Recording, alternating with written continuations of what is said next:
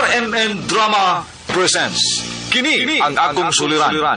Sa bugtong tuyo nga kami makaalagad kaninyo, among gituyo pagmugna kining maong tulumanon nga pagatambagan nila ni Dr. ni Elaine Bathan nga mutabang sa pag-iway sa mga gumunhap ug kalibo nga inyong gihambin ilabi na sa punto legal. Kinisab si Dr. Rene Obra ang kaabag sa inyong suliran. Kini ang akong suliran. Kini ang akong suliran.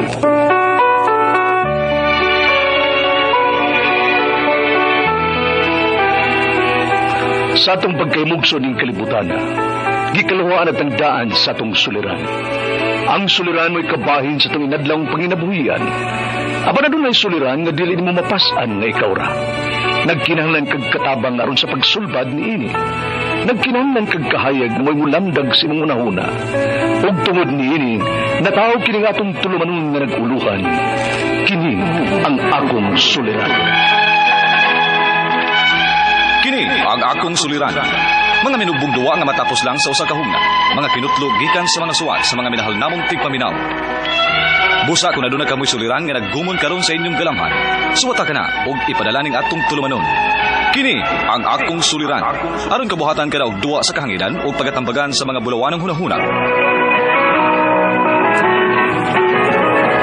Kini ang akong suliran. Kini ang akong suliran. Sinumat ni Teresa Tirul Soria, ubos sa direksyon ni Ingrid Miss Iver Tudaso. Dalit kaninyo sa RMN Drama.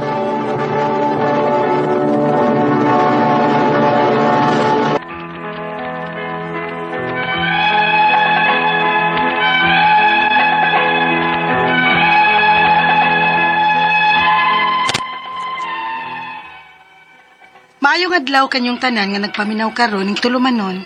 Kini ang akong suliran. Ilabi na kaninyo Dr. Rene Obra ug Attorney Elaine Bathan. Ingon man sa mga artista nga maghatag og kinabuhi ning akong suwat suliran.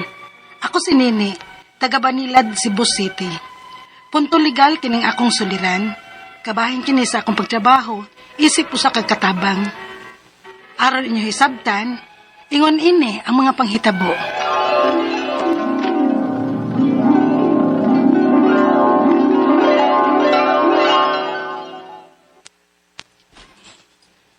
Ikaw di ang girecommend nga puli ni Daday?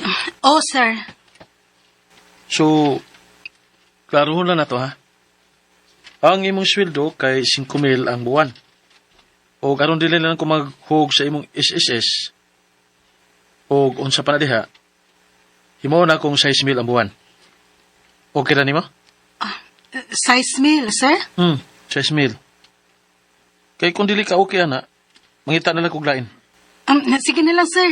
Nagkinahanglan kay kong trabaho ron, sir, oy. Oh, sige. Pirmahin lang ng kontrata nga kinahanglan yun. Nga at least, usa ka tuig ka nga magserbisyo na mo. Sige, sir Roger.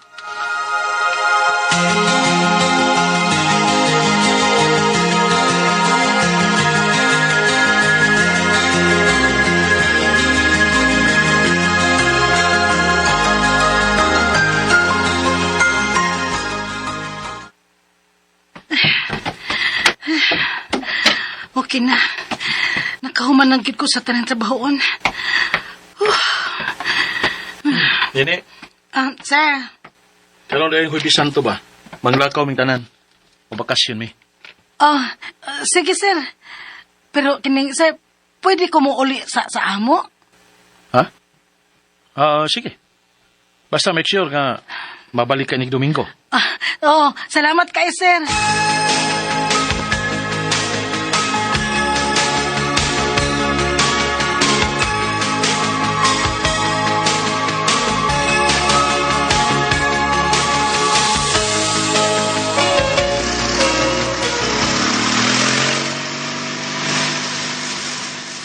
Ay ganiti kay tugtan kasi mong amo ang pauli no.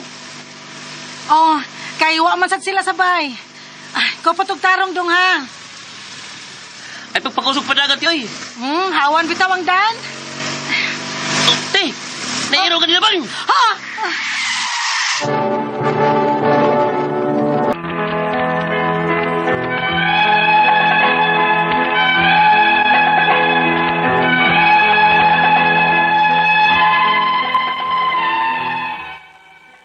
Nadisgrasya gyud mi atong pagkaulia. Na-admit ning duha sa akong igsuon ug mihangyo ko sa akong amo nga mangutang ko niya. Unya, Kamay ra gid ang ako mapadani ni kay di ko kung naggasto diri sa among bakasyon. okay ra og bisag pila, sir. Sige. Padadante kag City Mail. Salamat, sir.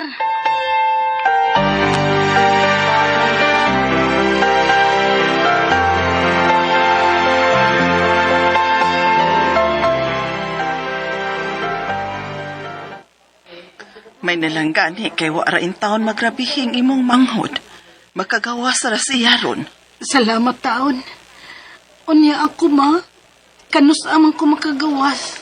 Wa pa'y gisulti ang doktor day. Paabot lang ta.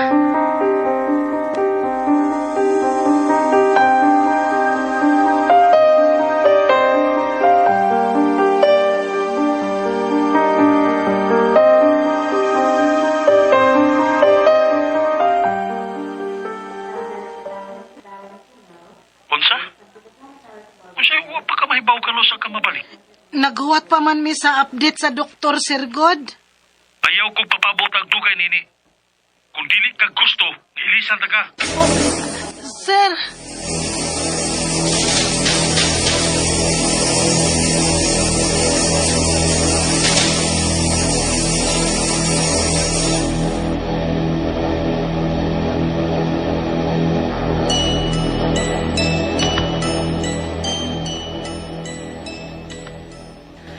Ay, salamat taon ka nauli na gyud ta. ma, muadto na ko sa bahay sa akong amo. Martes na ron. Domingo ra ba ang iyang gusto nga mabalik ko? Ha? Unya kay na disgrasya baya ka? Sagdi lang. Muadto lang gyud ko, ma.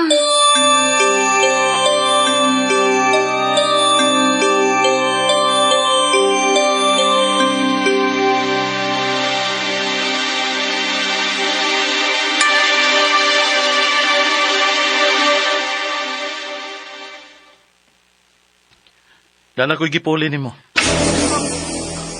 Unsa, sir? Pero, sir, usa man katuig ang naa sa atong kontrata? Og Domingo sa atong sabot kung mobalik ka. Ha? Pero wagi ka mo tuman. Sige, sir. Magkuha na lang ko sa akong mga butang. Dili pwede. Ha? Nga naman, sir. Nalimot ka. Utangan ka pa nako. Unya na nimo makuha kung makabayad na ka. Mahimo din na, sir. Pwede ba tagang ireklamo, anak, sir? Ano siya? Ireklamo ko nimo? Ikiha ko nimo? Sige, buhat ta. Magkiniha ay ta. Sir Roger.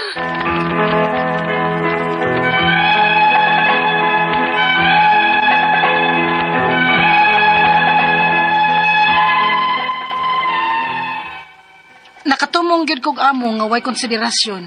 Bisag unsaon ako pasabot, dili na gyud siya mudawat og katarungan. Ang ako mga pangutana mao kining mosunod. Unang pangutana. Nakautang ko og City Mail sa akong amo tungod kay na disgrasya ko. Ug wa pa ni nako mabayri. Mahimo ba di ay nga dili niya ihatag ang akong mga gamit kung dili pa ko makabayad? Ikaduhang pangutana. Na may pinirmahan nga kontrata nga usa ka tuig nga magtrabaho ko sa ilaha. Mahimo ba di ay nga taktakon ra ko nilag ingon anak kasayon? Kay nakakuha na kuno sila og laing katabang? Ikatulong pangutana. Apil sa among kontrata nga niuyon ko nga mudawat og 6,000 nga sweldo. 5,000 ra unta. Unya kay dili man sila gusto nga mulihok sa akong mga benefits, ilang gihimo nga 6,000. Og ako na lang ning gidawat kay nagkinahanglan kay kong trabaho. Mahimo ba na akong i-appeal sa akong kaso batok nila? Ikaupat og katapusang pangutana. Gihagit ko sa akong amo og kinihaay. Mahimo ba kung matabangan ko sa public attorney ning akong sitwasyon karon? Palihog, tabangi og tambagi ko. Kini ang akong suliran, nini. Mayong adlaw, mga suking tigpaminaw, kini si Attorney Elaine Batanen. It's my voice, it's me today. Ako'y muhatag ninyo og tambag-tubag, solusyon, kalinawan sa inyong mga pangutana, mga problema na may punto. Legal, of course, sa mga pangutana na to nga medical nas Dr. Rene Obra. Inyong mga pangutana, problemang emosyonal, ay, ano mang yun ni, ato ang mga pangutana, kabahin sa mga atong mga butang, ato ang mga legal nga mga dokumento, ug naa lang yo'y nag-bother ninyo din ha. Hoy, ipadana inyong suwat, ato ng studyaan, atong suwayag sulbad, atong pagahisgutan para mugaan-gaan ang inyong pamatig paminaw.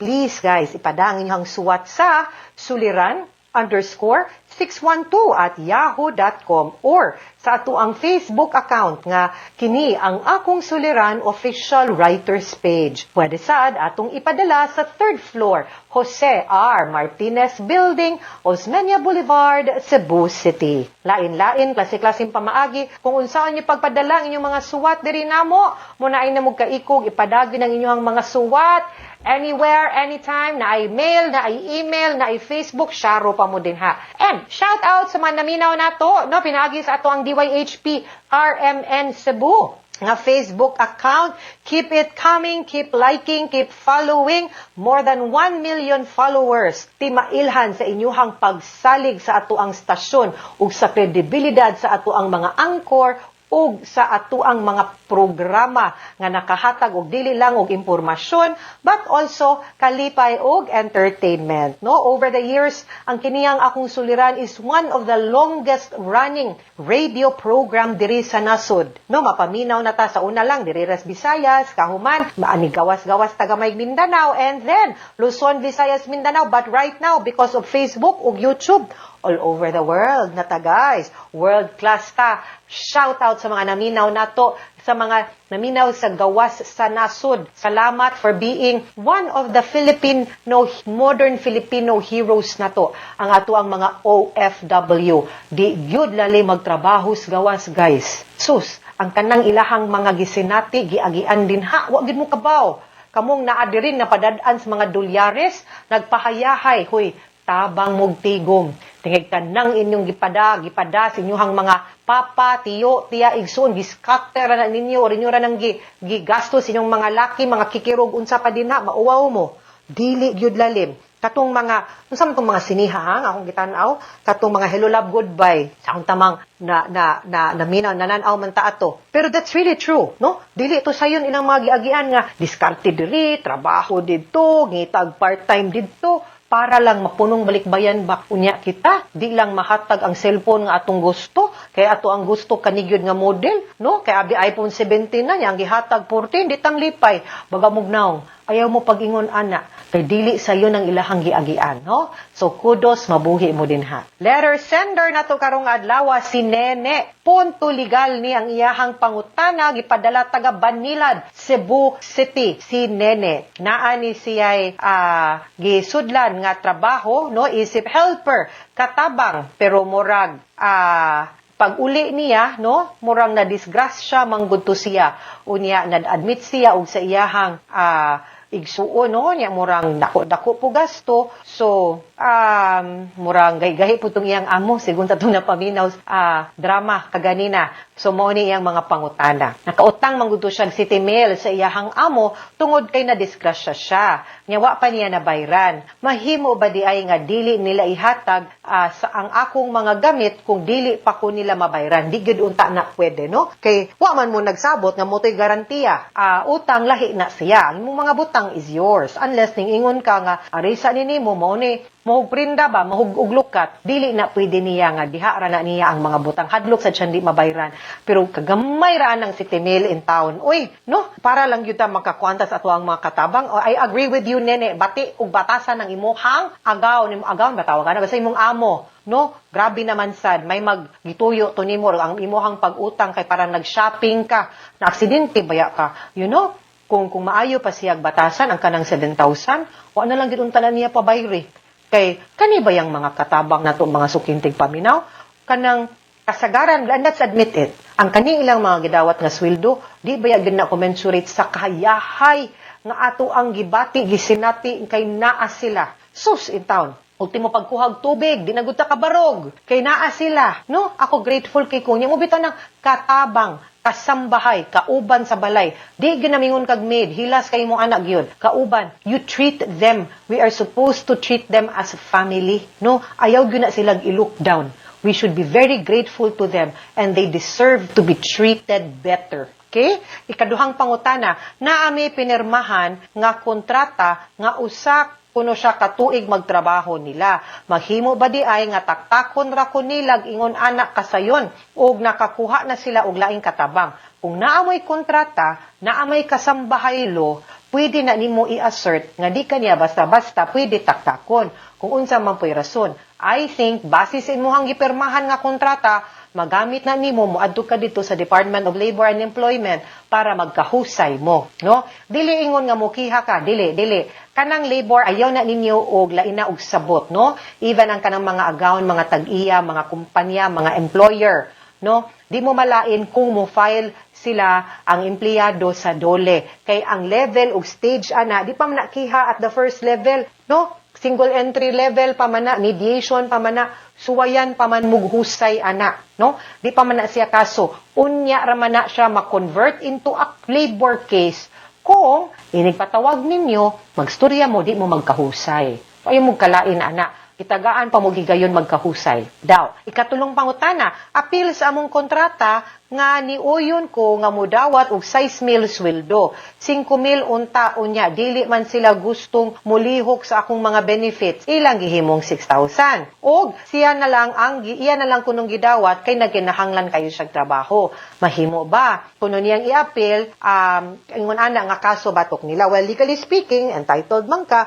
to the benefits pero timan isad nga gihimo baya niyang 6,000 kay disugot mampug ka, no? Nga mon appeal na sa imuhang benefits nga pwede man gud unta to nga ang kato boy ikaw na lay ni personal og bayad pud ato on your own, no? So ayaw lang sad kay kabaw mampug ka nga mautoy tumong ug mao pud toy sabot ninyo nga instead of 5,000 kay wa may benefits 6,000 appeal na ang benefits, so supposed to be ang 1,000 ana gibayad unta to nimo, okay? Ayaw sad, no? Ikaw pa to katapusang pangutana, gihagit ko sa akong amo, og kinihaay, oy, isog si ate. Mahimo ko bang matabangan og public attorney ang kaning iyang sitwasyon karon? Of course, yes. Kung maglisod ka, na ay mga avenues, na ay mga agencies nga mahimong motabang nimo, no, sama sa public attorney's office, no? Para malamdagan ka. Pero sa SENA, no, kung ato kag labor, katong first level akong giingon nimo, di man na magkinahanglan og abogado, gani gidili ang abogado. Di pwede.